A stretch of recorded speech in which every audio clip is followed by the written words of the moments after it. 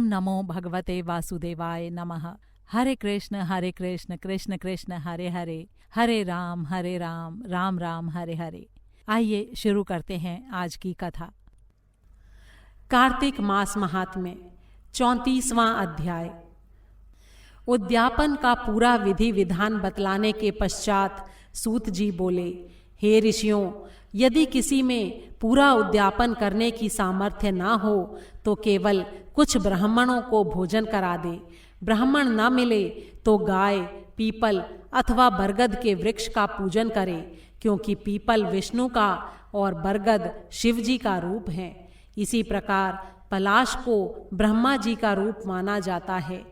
ये सुनकर ऋषियों ने पूछा, हे सूत जी, ब्रह्मा, विष्णु और शिव जी वृक्ष भाव को किस प्रकार प्राप्त हुए, ये बताने की कृपा करें। सूत जी ने कहा, हे ऋषियों, किसी समय शिव पार्वती एकांत में विराजमान थे कि उस समय देवताओं द्वारा भेजे गए अग्निदेव द्वारा उनके एकांतवास में विघ्न उपस्थित हुआ। इस पर पार्वती जी ने क्रोधित होकर देवताओं को श्राप दिया कि तुम वृक्ष रूप हो जाओ। तब विष्णु गया में जाकर पीपल और शिव काशी में अक्षय वट और ब्रह्मा जी पलाश रूप हो गए।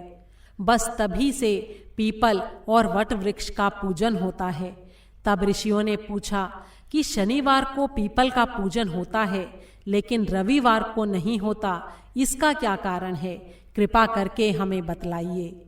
सूत जी ने कहा, हे ऋषियों, समुद्र मंथन के समय 14 रत्नों में से कौस्तुभ मणि और लक्ष्मी जी को प्राप्त करने के बाद विष्णु भगवान विवाह करने को उद्धत हुए।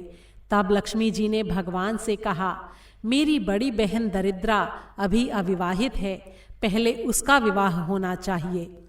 ये सुनकर भगवान विष्णु ने लक्ष्मी जी की बड़ी बहन उद्दालक ऋषि को सौंप दी। यद्यपि दरिद्रा का रंग काला, नेत्र लाल और बाल बिखरे होने के कारण वो बड़ी ही कुरूपा थी, लेकिन फिर भी भगवान की आज्ञा मानकर उद्दालक ऋषि उसे अपने आश्रम में ले आए। आश्रम में आकर दरिद्रा ने देखा कि वहाँ वेद पाठ और हवन हो रहा है। ये देखकर उसने मुनि से कहा, मैं ऐसे स्थान में रहने की बजाय उस स्थान में रह सकती हूँ जहाँ चोर, जुआरी तथा ब्राह्मणों का अपमान करने वाले रहते हों। उसकी ये बात सुनकर उद्दालक ऋषि बड़े ही दुखी हुए और उसे वहीं छोड़कर और ये कहकर चले गए कि मैं तुम्हारे लिए कोई उपयुक्त स्थान देखकर आता हूँ। ऋषि के जाने के बाद कुछ देर तक दरिद्रा ने उनकी प्रतीक्षा की। इसके बाद वो रोने और चिल्लाने लगी। तब लक्ष्मी जी ने भगवान से कहा, हे भगवान, ऋषि द्वारा त्याग दिए जाने के कारण मेरी बहन दरिद्रा बड़ी ही दुखी हो रही है, इसलिए आप जाकर पहले उसे शांत कीजिए। तब विष्णु भगवान लक्ष्मी जी सहित वहां आकर कहने लगे, तुम पीपल में निवास करो, पीपल हमारा ही अंश है। जो कोई कार्तिक की पूर्णिमा को पीपल का पूजन करेगा वो हमें प्राप्त होगा और उसके यहाँ लक्ष्मी का वास होगा। जो शनिवार को सूत लपेटकर तुम्हारा पूजन करेगा उसके सारे मनोरथ सिद्ध हो जाएंगे, लेकिन रविवार को जो तुम्हारा स्पर्श भी करेगा वो दरिद्री हो जाएगा। इतना कहकर भगवान लक्ष्मी जी के सहित अंतर्ध्यान हो गए।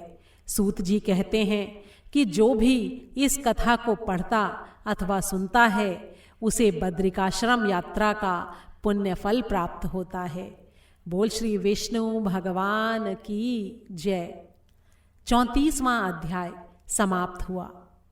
कार्तिक के महीने में पीपल की पूजा का बड़ा ही महत्व बताया गया है।